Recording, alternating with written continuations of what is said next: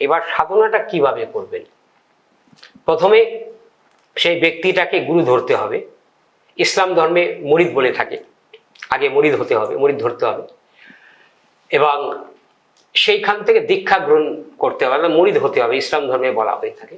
এবং হিন্দু ধর্মের গুরু ধরতে হয়, সেটাকে দীক্ষা নিতে হয়।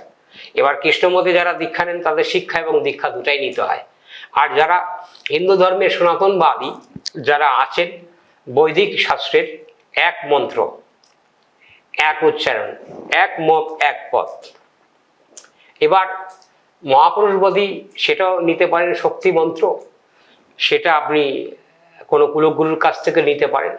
এবার আপনি ঠিক করবেন যে কোন দেবতা সাধনা করবেন, তাকে সিদ্ধি লাভ করবেন। প্রথমে আগে মনটাকে পরিষ্কার স্থির করতে হবে। কিরকম?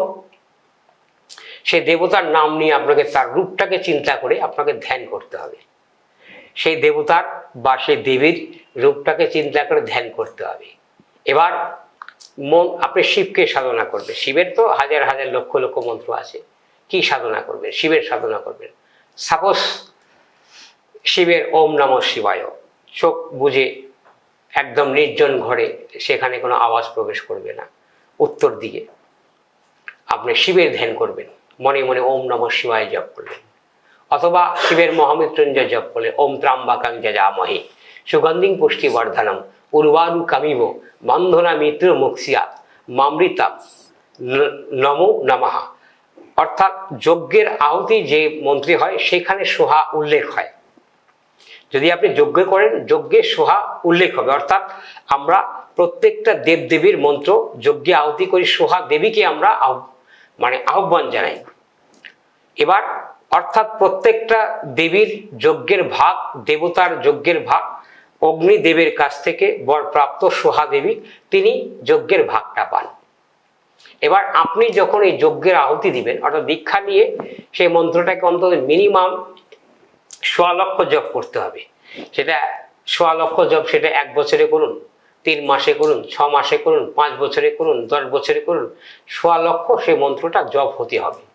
১.৫ লক্ষ জপ করার পরবর্তীতে আপনাকে কোনো ব্রাহ্মণ দ্বারাতে হোম করাতে হবে। ব্রাহ্মণরা হোম করবে, সেই যজ্ঞের আহুতি দিবেন আপনি। ব্রাহ্মণরা হোম করবে, সেই যজ্ঞের আহুতি দিবেন হচ্ছেন আপনি। যার জন্যে এটা হচ্ছে সাকার ব্রহ্মের, সগুণ ব্রহ্মের সাধনা, তারপরে আপনি নিরাকারবাদীতে প্রবেশ করবেন। একদমই তাই। আমরা গুরুজির কথা শুনতে শুনতে চলে গিয়েছিলাম একটু অন্য জগতের দিকে। আপনারাও রোজ দিন আমাদের এই অনুষ্ঠান দেখুন।